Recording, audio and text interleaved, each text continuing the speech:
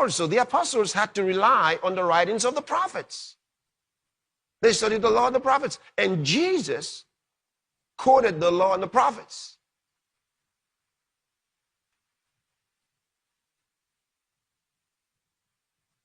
So we just have extra benefit of having the writings of Matthew, Mark, Luke, and John on the life of Jesus, and then the writings of the apostles and the epistles.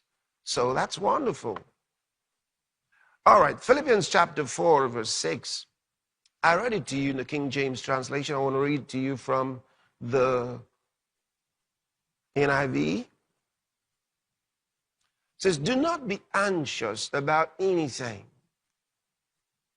In a world of anxiety,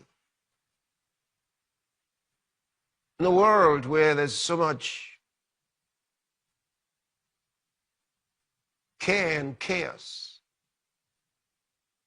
he tells us, don't be anxious about anything, not some things. Refuse to be anxious. Don't be anxious about anything. Wow, what a life that is. Imagine when you don't have to be anxious about anything, no matter what. I made up my mind many years ago to never be anxious about anything. I just plain refuse to be anxious. He says, but in everything, by prayer and petition. That's the word that the King James translates oftentimes, supplication, means petition. By prayer and petition with thanksgiving. Whew. That's wonderful. Prayer with clear formal requests. Says, say what you want. That's what it means by petition. Say exactly what you want. By prayer and petition, with thanksgiving. When you ask, thank God for it. Thank God for it. It says, present your request to God. Present your request. What do you want? There are a lot of people who don't know how to present their requests. All the time they're talking about their problem. They're talking about how nobody cares.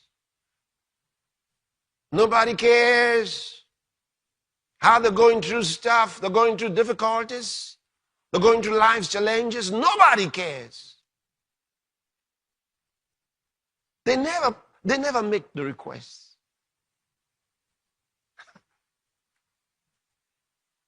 Some people say, I don't like to ask. Then suffer. You're going to have a problem. You're going to have a problem. Listen to the words of Jesus. Ask, and it shall be given you. Not be quiet and think about it, right? He says, ask, and it shall be given you. Seek, and you shall find. Knock. He says, when you ask, if you don't get it, he says, seek. If you don't get it, knock. So you said the last time I asked, I didn't get it. Maybe you didn't ask enough. So seek. You say, I saw it, but I didn't get it. Knock. That means louder. Louder. I want to read another thing to you.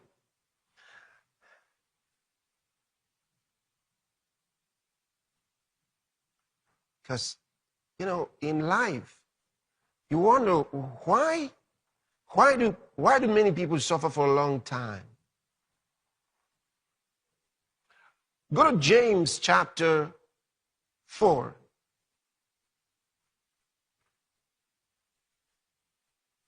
From verse 1. From whence come wars and fightings among you? Come they not hence even of your lust that war in your members? Verse 2. Ye lust and have not. Ye kill and desire to have and cannot obtain. Ye fight and war, yet ye have not. Because, can you see that? It says you got all this trouble, all this confusion, fighting among yourselves. You desire to have. It says you kill. That means you're hating one another for it. The Bible says he that hates his brother is a murderer. That's what it's telling you.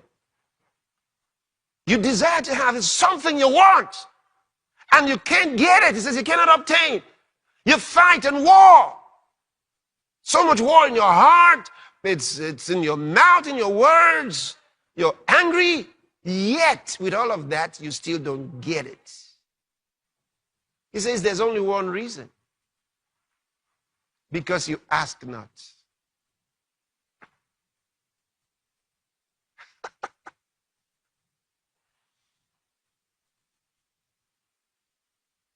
Because you ask not.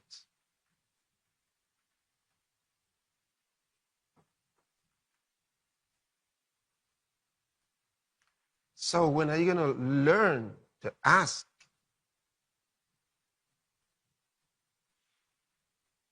He said, but I asked. He says, well, if you asked, in verse 3, he says, ye ask and receive not because ye ask amiss. He says, there's a way to ask. Ask correctly. He says, you ask amiss, that he may consume it upon your lusts. He says, that's why you ask and you don't get it. Ask correctly. Ask correctly. Ask correctly. You know, I'm thinking,